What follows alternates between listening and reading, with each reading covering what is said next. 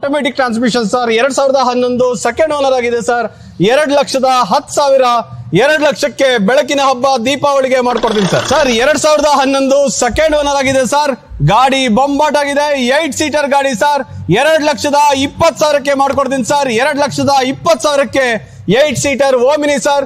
ಹೊಸದಾಗಿ business startup ಆಗ್ತಿದ್ಯಾ, ಇಲ್ಲ ಶಾಲೆ ಡ್ರೈವನ್ಗೆ ಮಕ್ಳಿಗೆ ಕರ್ಕೊಂಡು ಹೋಗಿ ಏನಾದ್ರು ಒಂದು ಬಿಸ್ನೆಸ್ ಮಾಡ್ತಾ ಇದ್ದೀರಾ, ಬೆಸ್ಟ್ ವೆಹಿಕಲ್ ಅಂತ ಹೇಳಿದ್ರೆ ತಪ್ಪಾಗಲ್ಲ ಸರ್. ಒಂದು ಗುಡ್ ಸ್ಟಾರ್ಟ್ಅಪ್ ಗೆ best vehicle on best price 2,20,000 only sir. Sir NXO ಕಾರಲ್ಲೇ ಯಾಕೆ ಕಾರ್ಗಳು ತಗೋಬೇಕು ಸರ್? ಇದು 20 ವರ್ಷಗಳಿಂದ ನಡೀತಿರೋ ಸ್ಥಾಪನೆ ಸರ್.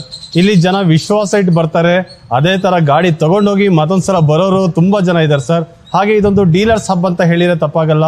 ಯಾವುದೇ ನೀವು ವೆಹಿಕಲ್ ತಗೊಳ್ಳಿ ಸರ್, ಯಾವುದೇ ವೆಹಿಕಲ್ ಶೋರೂಮ್ ಅಲ್ಲಿ ಇರೋ ವೆಹಿಕಲ್ ಎಲ್ಲದು ಶೋರೂಮ್ ಎಕ್ಸ್ಚೇಂಜ್ ವೆಹಿಕಲ್ ಆಗಿರುತ್ತೆ.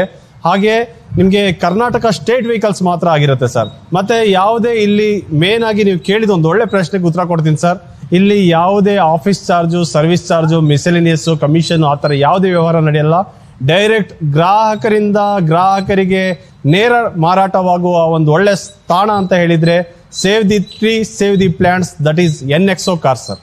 Super sir. ಎಲ್ಲಿ ಬರುತ್ತೆ sir NXO cars? Not only in Bangalore sir, throughout ಕರ್ನಾಟಕದಲ್ಲಿ ಎಲ್ಲಿ ಬೇಕಾದ್ರೂ ಕೇಳಿ ಸರ್. NXO ಕಾರ್ ಎಲ್ಲಿ ಬರುತ್ತೆ ಅಂತ ಹೇಳಿದ್ರೆ ನಾಗರಬಾವಿ ಬೆಂಗಳೂರಲ್ಲೇ ಬರುತ್ತೆ ಅಂತ ಹೇಳ್ತಾರೆ. ಫ್ಲೈಓವರ್ ಮೇಲೆ ನಾಗರಬಾವಿ ಸರ್ಕಲ್ ಇದೆ ಸರ್. ಸರ್ಕಲ್ ಅಲ್ಲಿಂದ ಒಂದು 50 ಮೀಟರ್ ಡಿಸ್ಟೆನ್ಸ್. ಇಲ್ಲಾಂದ್ರೆ ನಿಮ್ಗೆ ಒಂದು ನಿಯರೆಸ್ಟ್ ಲ್ಯಾಂಡ್ ಮಾರ್ಕ್ ಹೇಳಬೇಕು ಅಂದ್ರೆ ನಮ್ದು ಇಲ್ಲಿ Vijayanagara nursing college.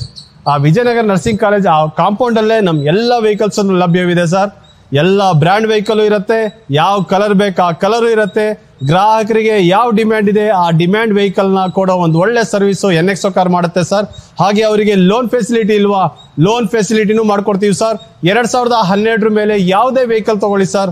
Not only in 1 or 2 organisation sir, 4-5 organisation ಇದೆ ನಮ್ಮಲ್ಲಿ. ನಮ್ಮ ಫ್ರಾಂಚೈಸಿ ಮೂಲಕ ಯಾವುದೇ ಒಂದು ಲೋನ್ ಮಾಡ್ಕೊಳ್ಬೇಕು ಅಂದ್ರೆ ಅವರಿಗೆ ಸಂಪೂರ್ಣ ಸಹಕಾರ ಮಾಡ್ಕೊಡ್ತೀವಿ.